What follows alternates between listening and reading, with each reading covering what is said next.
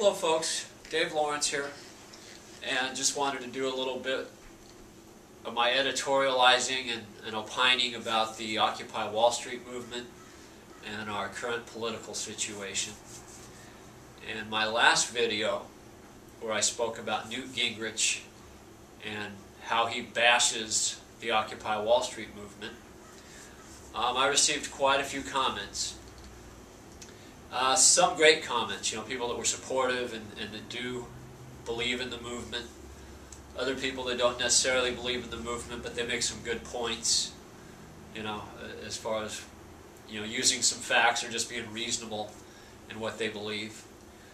And then other folks that, again, they felt like they needed to comment, but they're just out there, just kind of wondering, where did these folks come from? So, so I wanted to comment on some of the comments, mainly related to the Bible, because I had made reference to the Bible, in that Newt Gingrich somewhat made reference to the Bible in his quote of, "If a man shall not work, he shall not eat." He wanted to attribute that to Captain John Smith, and of course that is historically accurate, but it's also historically accurate that the Apostle Paul penned those words in the New Testament. And I just wonder why Newt Gingrich wouldn't want to attribute that to the Apostle Paul. Is he afraid of being lumped in with certain folks, like Bachman and Perry? I understand Newt Gingrich is a Christian, and if he does quote the Bible in public, I'd like to see that. So somebody show that to me. But again, I wonder if he's kind of running away from something in a sense by not quoting the Scripture. Now, some folks in the comments did quote Scripture regarding our political system and more or less a support or an endorsement of our capitalism or our socialism, if you will. Jesus taught in parables. One of his parables, he taught that we should take care of the poor and the hungry and the less fortunate. Those that needed a drink, those that needed food. And when I mean drink, I mean water, something that sustains people. Clothing. That those that were not doing well, he said we should take care of them. And he essentially said, "As you've done it unto the least of these, my brethren, you've done it unto me." So I think most people, when they read those words, would probably say, yeah, that really is what Christianity is about, in a nutshell. And then other people would look at a teaching that they say endorses capitalism, in that there are winners and losers in life, in the financial system, and they point to a parable about a ruler or a master who left money with his servants while he went away on a journey. So he called 3 of his servants and left them all money according to their ability. And while he was away, they did business, or 2 of them did business. They invested, and they doubled the money that was given to them. And the 3rd servant did not invest the money. Now, he wasn't frivolous. He was just afraid to invest the money. He buried it and basically kept the portion that he was given. And upon the master's return from the journey, each of the servants gave an accounting. So, of course, the 2 servants that had gained, doubled the money, they were considered to be faithful servants. And they were rewarded for their actions. The servant that just hid the money, yet he didn't lose it, he just hid it, he was afraid, he was called a lazy and unfaithful servant. And he was sentenced to outer darkness where there is weeping and gnashing of teeth. So again, if this is an endorsement of capitalism, it begs the question, what do you do with the losers, and who are the losers? Especially if you look at our government, our presidents, and our Congress. What do you do with them when they build up deficits? When they double our deficit or triple our deficit? Are they considered to be lazy and unfaithful servants? What do you do with them? Are they going to be banished to outer darkness where there is weeping and gnashing of teeth? So Again, we're not just talking about the current president here. We can go back to President Reagan, who tripled our debt. And as I understand, he was a Christian man. Do we banish him to outer darkness where there's weeping and gnashing of teeth? Or do we only banish President Obama because he's a left-winger?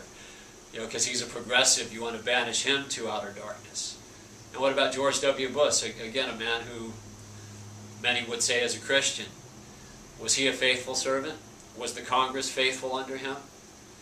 So when we get into this idea about deficits and wanting to pay down the deficit, as we've had discussions in Congress for the past few months, especially during the summer, but most recently with the super committee that didn't do what they needed to do.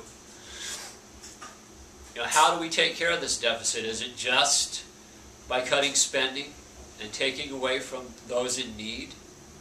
Again, let's not go and talk about lazy people that need to just go get a bath and get a job. Let's talk about people that really have needs. Do you balance the budget on their backs, or do you cut deficit spending on their backs? People that are dependent on Social Security and Medicare? Or do you also raise revenue? Do you tax the rich at a higher percentage? Again, the Bush tax cuts, which are still in place, they were extended, were meant to go away. Those were temporary tax cuts. So we talk about going to the previous percentages, pre-Bush, you're talking about a 1 or 2% increase on incomes over $1 million per year. Or at least that's what was proposed this summer. I guess the initial idea was on incomes over $250,000, but just to show that the liberals were not stuck in the mud on their position, they said, okay, how about only on the millionaires and billionaires? But again, the right wing wasn't going for it. I think it had something to do with a pledge they signed allegiance to a lobbyist, Grover Norquist, a guy that funds their campaigns, their re-election campaigns, and throws fundraisers for them all the time. Since they signed an allegiance to this man and his political group, his lobby group,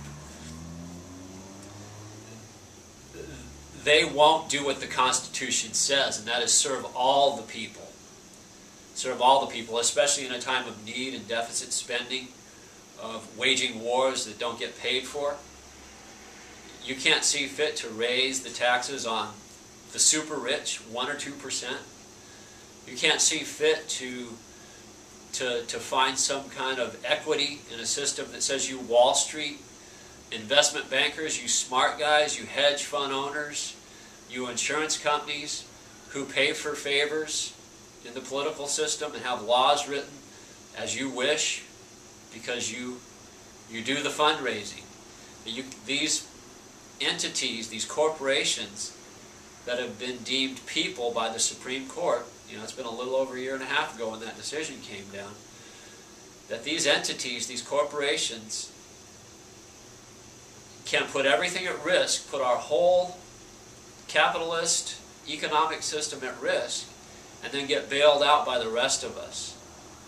And not one person is indicted for fraud. Again, I think there's some favoritism going on here, folks, and it's up to us, the 99%, the working people, to bring things back in line, to get the corruption out of our government, and to get the rich corporate lobbyists from peddling influence over our government. So we can look at the Occupy Wall Street in one of two ways. We can look at it as a bunch of hippies that just camp out and don't do anything worthwhile and say that's the movement, and just call them lazy and tell them to go get a bath because they're the ones that are the most visible because they're occupying Wall Street, they're occupying parks in given cities, and they are causing some trouble.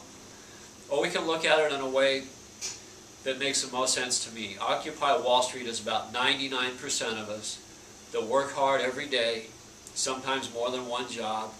We're bringing up families on just trading our time for money.